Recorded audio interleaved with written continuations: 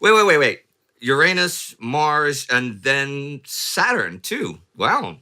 Well, how many operations are the Soviets going to launch? Oh, what? How many planets are there? Well, does Pluto count? 1930. Yeah, okay. Yep. November 27th, 1942. It's a familiar story, this war. The mobile units surge ahead and break through the enemy's lines. Pincer movements and advancing infantry encircle the enemy troops by the hundreds of thousands. The Germans have done it quite a few times, and it happens again this week, only with a twist. This time it's the Germans who are surrounded.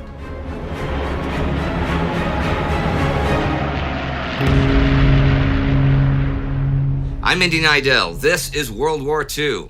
Last week, the naval battle of Guadalcanal ended, and the Japanese realized they cannot afford the shipping losses they're taking supplying Guadalcanal. They'll focus for now on Papua New Guinea. The Allies advanced into Tunisia, but met some stiff German resistance there. There was stiff resistance all week for the Germans in Stalingrad, but the big news was the beginning of the huge Soviet counterattack near Stalingrad, Operation Uranus. Before I talk about that, though, I've got a side note. I have not talked about Pavlov's house yet, and some of you have asked about it in the comments. I will talk about it now, since Naumov is killed this week on the 24th. Who's he? I'll explain. Pavlov's house has been a symbol to the men of the Soviet 62nd Army in Stalingrad of their iron will to resist. This building, which has at times even been cut off from the rest of the city's defenders, is quite visible, so everyone has had an idea of what's been going on there. Sergeant Yakov Pavlov's recon unit captured it September 27th. The storming of the house, though really only a small-scale action, was a good morale boost for the Soviets, and the continued defense of it week after week after week has not only been reported in the press, it has captured the public imagination. It's also been written up in a lot of Stalingrad histories as a monumentally heroic stand for 58 days by only a couple dozen men. But, according to tank ace Anatoly Kozlov, and pretty seriously documented in Michael Jones' Stalingrad, How the Red Army Triumphed, a lot of the veterans, the men who were actually there, they want the house renamed. It seems that Pavlov was never actually the commander of the house. Colonel General Anatoly Mareshko says he held it for just a couple of days until more senior officers took over. Because the stronghold was so important to us, we wanted someone with more military experience in overall charge, someone who had already commanded at the company or battalion level. And Georgy Potansky, who actually survived the fighting for the house, says, Pavlov was the most junior officer in our house garrison. We were commanded by Captain Naumov. He was the real hero of our defense. As for the 58 days, well, Pavlov is wounded the 24th and evacuated from the city, and Naumov is killed in that attack, but, the house is still under Soviet control. The Germans haven't taken it by today even. Anton Dragan is now in command with Naumov dead. As for the 24 men from all over the Soviet Union thing, Potansky says, we never had fewer than 70 defenders and sometimes over 100, and the garrison was mostly Russian. Also, the house is not yet even called Pavlov's house, and Jones has this to say, Red Army soldiers loved the way Pavlov had seized the house, but they also admired Naumov's skill in holding it. The propagandist decision to emphasize Pavlov's role in its subsequent defense and to completely ignore Naumov perpetrated a considerable historical injustice. But the Red Army sure seems like it's out for some historical justice this week as Operation Uranus continues. This huge Soviet counterattack against the Axis forces near Stalingrad made great gains the 19th and 20th, and as last week ended, had even ripped a hole in the flanks of the German 4th Panzer Army, threatening its headquarters, which moved to Budzinovka. The Soviet juggernaut is still rolling as this week begins. As 4th Panzer Army pulled itself out of immediate danger at another headquarters, that of Paulus at Golubinskaya on the Don, it was also on November 21st that the enormous danger of the present situation suddenly impressed itself. Both the Soviet Southwestern and Stalingrad fronts are like over 30 kilometers into the German rear, and there are big holes in the long, extended flank of 6th Army. The 26th Tank Corps has taken Perelazovsky and is heading for the River Don. Units from the 5th Tank and 21st Army have surrounded several Romanian divisions. By the end of the 21st, elements of the Southwestern Front are 100 kilometers into the German rear and driving for Kalach. Mobile units from the Stalingrad Front have made 50 kilometers on the line to Zeti. The Soviets have broken through the Romanian 3rd Army on an 80-kilometer front. Rokossovsky Don Front tanks are advancing on Kalach.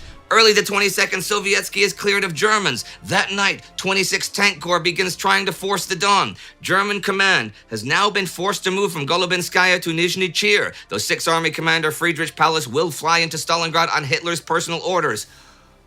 On the 23rd, at 2 p.m., the Southwestern and Stalingrad fronts link up. The Soviets take the bridge across the Don before it can be blown. Stalingrad is now surrounded.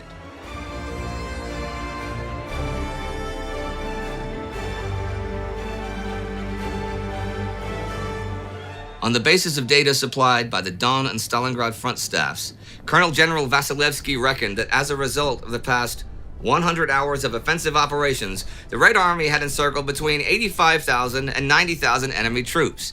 The reality is a bit different. In an area like 55 kilometers east to west and like 30 north to south are the headquarters of 4 Axis infantry and 1 Panzer Corps. No fewer than 14 German infantry divisions, 3 German Panzer and 3 motorized divisions, loads of scattered Romanians, a Croat regiment, supply units, artillery units, engineers, totaling well over 250,000 men and likely over 300,000, 100 tanks, 10,000 trucks, and 2,000 big guns. That evening, the Soviet High Command plans its next moves to strengthen the outer ring and destroy the enemy within. Both Stalingrad Front Commander Andrei Yeremenko and Rokossovsky want to attack right away. On the 24th, the orders go out. 21st Army will strike to the east, backed by 2 Tank Corps. 66th, 65th, and 24th Armies will attack from the north, and 62nd, 64th, and 57th will hit the surrounded forces from the south and the east. These attacks are all aiming for Gumrak, to cut up the encircled enemy into smaller groups. On the outer ring, the 1st Guards and 5th Tank Armies will reinforce on the Chir and Krivaya rivers and along the railway to block any potential Axis attacks from the west or southwest. 4th Cavalry Corps and 51st Army units will hold a line from Gromoslavka to Umantsevo. And what is German High Command doing during all of that?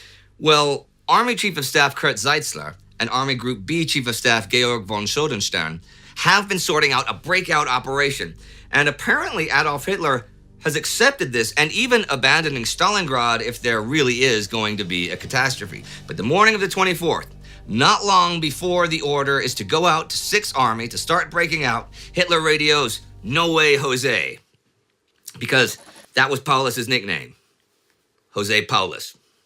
Anyhow, Hitler tells Paulus to stay put and that he will be supplied and then relieved. Field Marshal Erich von Manstein is en route to take command of a new Don Front army group. That day, Manstein arrives from Leningrad. The problem is that the forces allocated to him to create this Don army group either don't exist or are trapped in Stalingrad. All of the 6th Army and much of the 4th Panzer Army are surrounded. Manstein is given the divisions at Elista, but they are occupied as a link to Army Group A in the Caucasus, and 5 of 7 divisions of the Romanian 3rd Army have now surrendered.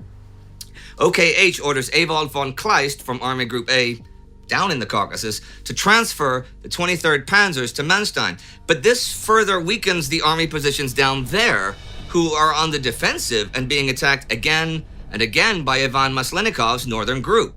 Some senior officers even advise Hitler to pull all of Army Group A back from the Terek River so they can devote everything to Stalingrad relief. But Hitler will not give up the gains they've made in the Caucasus. Manstein doesn't really know how to go about things. A breakout from Stalingrad may not be possible, and if possible, still may not be desirable. I mean, What if they do send in force and help their troops break out, right? The Soviets would have no need to continue to fortify the city, and all the force that's been used for that could then help with more huge encirclements. And Sixth Army and the relief force would then be concentrated at the tip of a long exposed salient once again. Army Group A might even be in danger from the northeast then. Hitler's orders to hold on to Stalingrad are based on a wild claim by Goering that Stalingrad can be supplied by air. Sixth Army would need at least 700 tons of supplies each day, and for this 500 planes would be necessary, as well as good weather and low losses. There are 300 planes available, and their airfields are in poor condition and under threat from the Soviet advance. There is no possibility of Goering keeping his promise. Well, by the 26th, there is a bit of a lull as the Soviets begin to focus on the pocket and the Axis build up for a counterattack. By then, Red Army Chief of Staff Alexander Vasilevsky, Artilleryman Nikolai Voronov, and Red Air Force Commander Alexander Novikov have headed to Philippe Golikov's headquarters on the Voronezh front for the planning of Operation Saturn, which is to be the left wing of that front and the southwestern front attacking towards Milerovo and Rostov. Well, they've gone there, but here's what happens en route. The bombers flying them by night lose contact with each other in dense cloud, and 6 out of 7 of them crash land. None of the Stavka officers are traveling with badges of rank or anything like that, and they're traveling under assumed names, but none of them die. The papers for the operation are on the one plane that makes it through, and by the 25th, they've assembled, and they will plan the future. And the outer Stalingrad encirclement ring, by today, is well over 300 kilometers long, from Kuporoznoye to Sovietsky, then to the northeast of Kalach and Bolshenabatovsky to Golubaya, south of Samofilovka and Yezovka. And today, Stavka orders the coordination of the Don and Stalingrad fronts and their future attempts to destroy German Sixth Army under Vasilevsky. Operation Saturn might be in the near future. But you know what? There are more Soviet operations beginning this week. On the 25th, Operation Mars is launched. This is an attack from the Rzhev salient. Well, an attack against the German Rzhev-Shichovka positions. Now, we've been following local attacks there for months, every now and then, on our day-by-day coverage of the war on Instagram, which you can also find at our website, timeghost.tv. This operation has been planned and developed in parallel to Operation Uranus. And, well, there are differences of opinion as to what it actually is. See, there's an official historiography, and then a bunch of stuff that doesn't support that.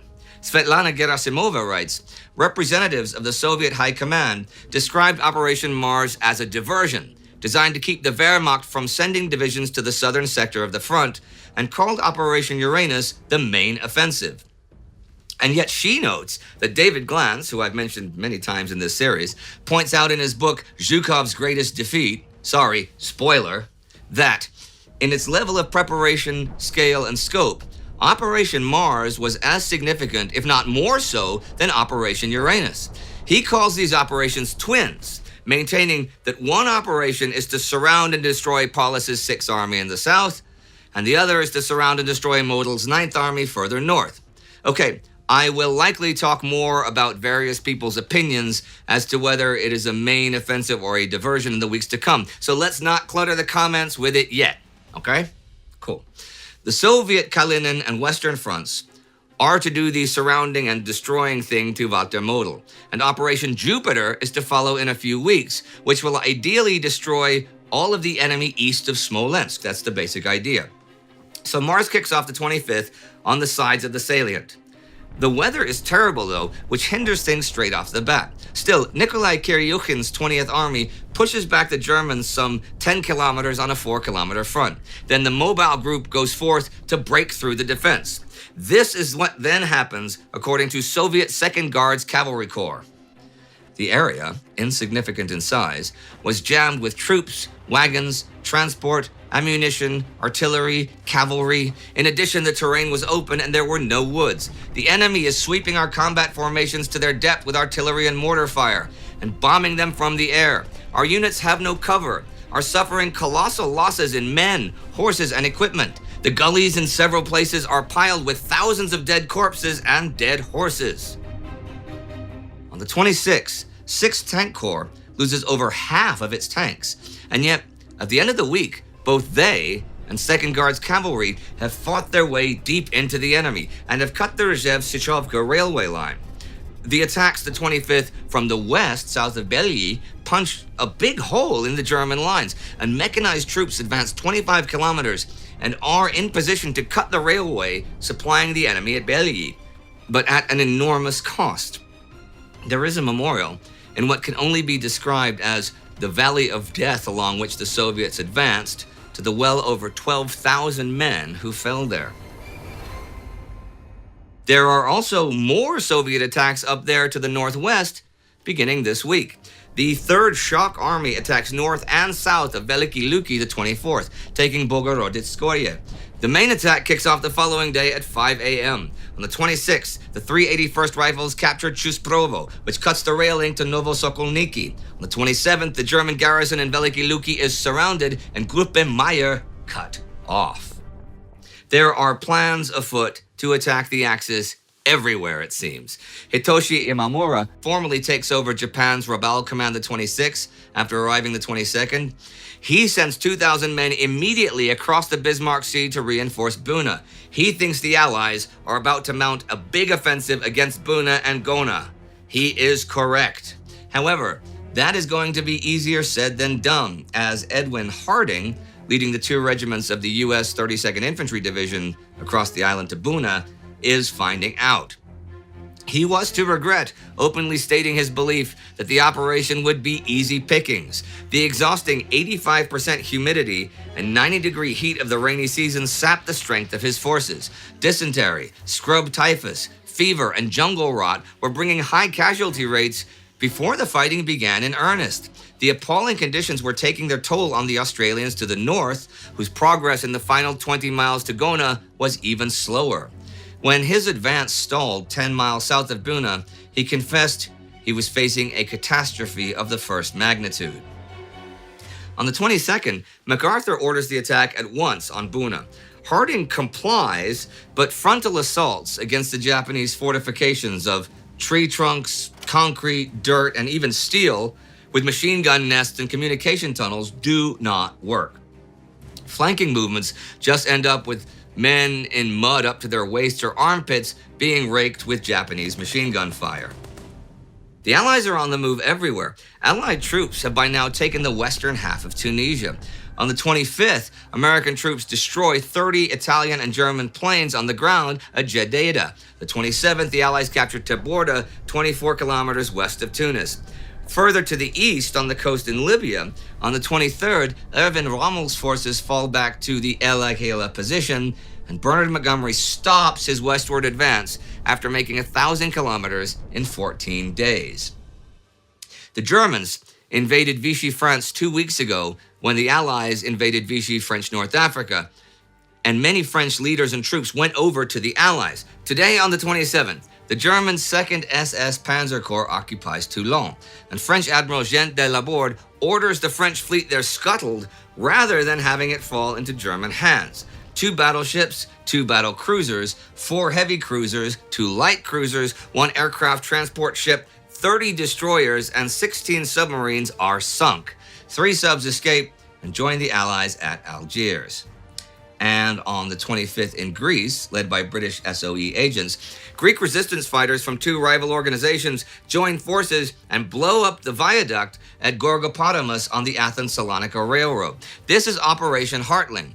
There is not only cooperation between allies, though, for on the 26th, what is called the Battle of Brisbane breaks out between American and Australian soldiers. That you can learn about on our Instagram. For my week here is at an end. And what a week, with the Soviets launching offensive after offensive and even surrounding the Axis at Stalingrad, and Allied gains in North Africa as well, though not on New Guinea, and the scuttling of the French fleet. François Darlan did say in July 1940 that he would never let the fleet fall into German hands. Vichy France was allowed to remain free after the capitulation of France because of the French overseas possessions. If Germany had simply taken over France, then they would have likely gone over to the Allies with nothing Germany could do about it. But Indochina is in Japanese hands, and North Africa has been invaded, so there is no longer the need for the illusion of French freedom. But dozens of ships have now been scuttled because of that, and that would have been a huge prize for the Axis, a major fleet to fight in the Mediterranean and help the defense of Tunisia. What's done is done, but what is done seems to be favoring the Allies more and more. We did a bunch of specials during our coverage of the Battle of France a couple years ago, which we filmed on location in France, and you can check out the playlist for that right here. Our Time Ghost Army member of the week is Eric Davidson. It is thanks to Eric Davidson and the rest of the Army that we can make this content and that content and all of our content. So join the Army at timeghost.tv or patreon.com. Do not forget to subscribe, and I'll see you next time.